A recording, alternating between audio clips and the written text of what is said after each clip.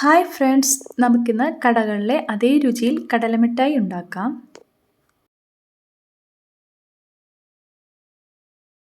അതിനായി ഞാനിവിടെ 1 കപ്പ് കടല എടുത്തിട്ടുണ്ട്, 1 കപ്പ് ശർക്കരപ്പാനിയും എടുത്തിട്ടുണ്ട്, അതുപോലെ 6 ഏലക്ക, 1/2 ടേബിൾ സ്പൂൺ നെയ്യും എടുത്തിട്ടുണ്ട്.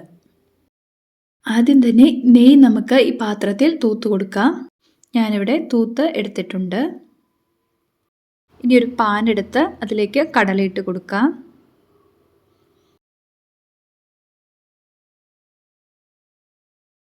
കടല ഇട്ട് കൊടുത്തിട്ടുണ്ട്. ഇനി ഇത് ഇളക്കി നന്നായി റോസ്റ്റ് ചെയ്തെടുക്കാം.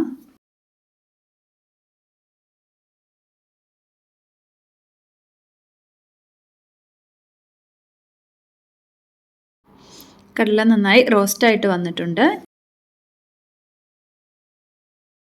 ഇനി കടലയുടെ തൊലിയെല്ലാം കളഞ്ഞെടുക്കാം. ഞാനിവിടെ തൊലിയെല്ലാം കളഞ്ഞ് എടുത്തിട്ടുണ്ട്.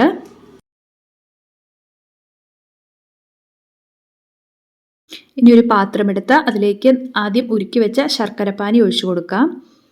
ഇതിനി ഒന്നും കൂടെ ഉരുക്കി കുറുക്കിയെടുക്കണം. അതിനായി നന്നായിട്ട് ഇളക്കി കൊടുത്ത് ഉരുക്കിയെടുക്കാം. ഇപ്പോൾ നന്നായി ഇളക്കി അത്യാവശ്യം ഉരുകി വന്നിട്ടുണ്ട്. ഇനി ഇതിലേക്ക് കടല ഇട്ട് കൊടുക്കാം. കടലയിട്ട് നന്നായി ഇളക്കിയെടുക്കാം.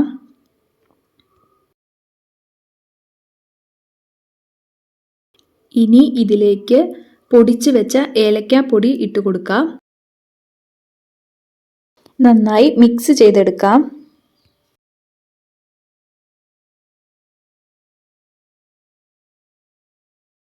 കടല ഇപ്പോൾ നല്ല പാകത്തിനായിട്ടുണ്ട്. ഇനി ഇത് നെയ്യ് തൂത്ത പാത്രത്തിലേക്ക് ഇട്ട് കൊടുക്കാം.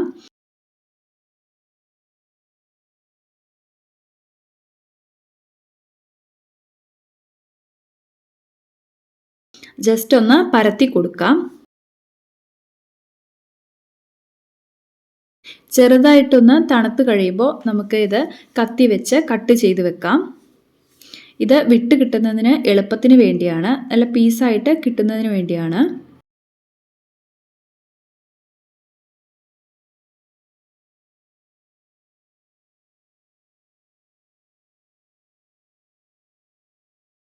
ഞാനിവിടെ എല്ലാം തന്നെ കട്ട് ചെയ്തെടുത്തിട്ടുണ്ട്.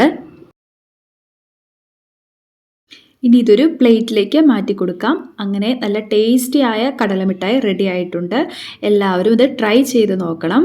Thank you all.